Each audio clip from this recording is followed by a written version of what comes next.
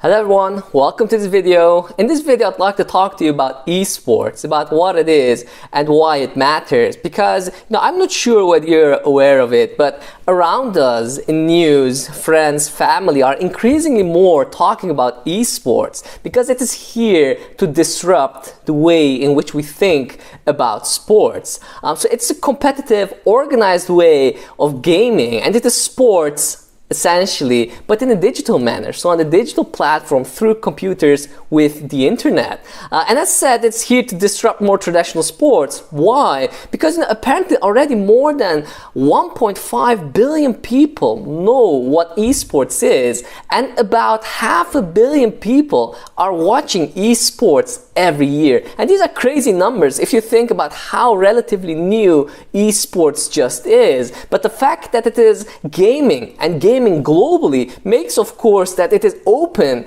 and accessible and accessed as well by so many people around the world that its growth is really explosive. So esports prize money is crazy. It is much more than that of traditional sports such as Wimbledon, such as Tour de France, and many other sports that you can think of. So traditional games, esports games, are for example Fortnite, League of Legends, Counter-Strike, Overwatch, FIFA. And esports is by no means a dumb industry, so don't be mistaken.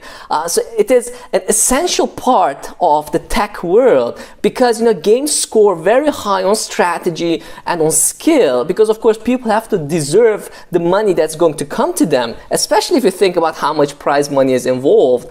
And so gaming has become an essential part of the tech industry, and gaming companies, esports companies, are currently being sold by amounts of over $1 billion. And these are crazy amounts if you again think of how new it is and how little it was only some small time ago. So for esports to work, you need a whole technological infrastructure. So it's not just gaming, it is basically everything around it. Think about the internet, think about computers, engineers, all of this is needed to make it work. And so gaming, esports, is a massive ecosystem where all of these small parts come together and become something massive, global, interconnected. Esports is disrupting sports because of its size and because of the different angle it takes to what sporting is. But if you also think about that esports needs to be streamed, people need to be able to watch it. So how this currently happens is mainly through YouTube, more so through, for example, Twitch. And so this also completely changes the way in which we watch things. Normally through TV, traditional cable TV is completely also being disrupted here by esports, just like sports is being disrupted. And you see more traditional players suddenly become obsolete, and digital players such as Twitch and such as YouTube, with of course Google behind it, taking the scene and replacing mainstream broadcasters. Interesting here is that esports players, gamers, are generally young, and this gives the whole dynamic around it a very dynamic and a vibrant dynamic.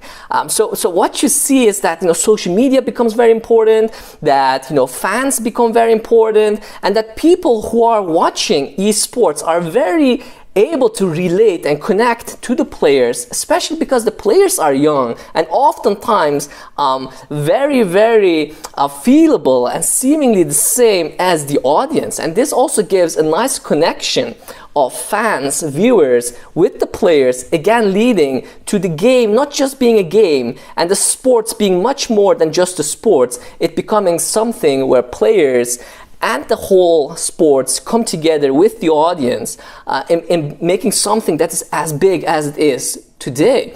And esports gains a lot of legitimacy, don't be mistaken. Many colleges are embracing esports, allowing esports players some programs to not follow, and some leniency in terms of what they do have to do and what not, because they're being seen as sportsmen, sportswomen, sports people, just like a football player or a basketball player is. And you see even colleges, universities offering special esports programs, again showing that esports today is much more than just a game. It is really also part of the bigger sports domain, and again it's here to disrupt how we are thinking about sports.